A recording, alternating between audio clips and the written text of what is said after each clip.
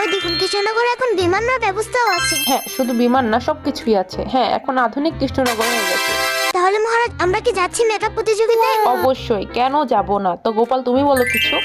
মহারাজ, আমরা তো সবাই যেতে রাজি। গোপাল যাবে না, এটা কি হয় কখনো? হ্যাঁ, তাহলে গোপাল বউ আর মন্ত্রী বউয়ের প্রতিযোগিতা দেখার জন্য আমরা সবাই যাচ্ছি। তাহলে আর কথা বাড়িয়ে লাভ নেই, এখন সবাই তাড়াতাড়ি চলুন। মন্ত্রী বউ, শুনেছো কালকে নাকি মেকআপ প্রতিযোগিতা, তাও তোমার আমার? হ্যাঁ, আমি তো খুবই অবাক, নার্ভাস। আমি তো যাবো, সাথে চুলগুলো খোলা রাখবো আর মাথায় একটা ফুল বসবো। আমিও খুব সুন্দর করে সাজবো, যাতে সবাই তাকাই থাকে।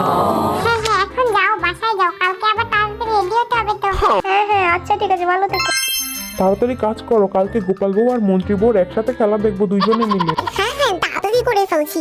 তুমি আগে করো, আমিও করে ফেলছি। তাড়াতাড়ি কাজ করে রেডি হতে হবে, আমরাও তো যাবো সেইখানে।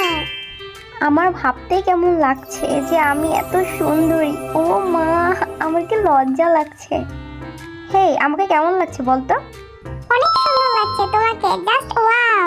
বাচ্চারা সবাই তুললে তাড়াতাড়ি তুলে ফেলো, কারণ আমার দেরি হয়ে যাচ্ছে। হ্যাঁ, অবশ্যই তুলবো। ইয়া, পুটির মা বলো তো আমাকে কি দিলে সুন্দর লাগবে? এই ক্রিমটা মাখুন, অনেক সুন্দর লাগবে।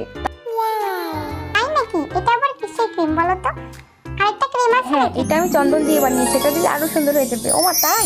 আরে বটা, চলে তো এসেছি একটা সুন্দর জায়গায়, চল নাচি। ইয়া, খুব ভালো লাগছে, খুব ভালো লাগছে আমারও। চল নাচতে নাচতে পার্টি করি, আজকে তো কোনো ঝামেলা নাই, চুরিও করতে পারবো, এনজয় করবো আজকে অনেক। হারানি, তাড়াতাড়ি আসুন, ভিতরে তো প্রতিযোগিতা শুরু হয়ে গেছে।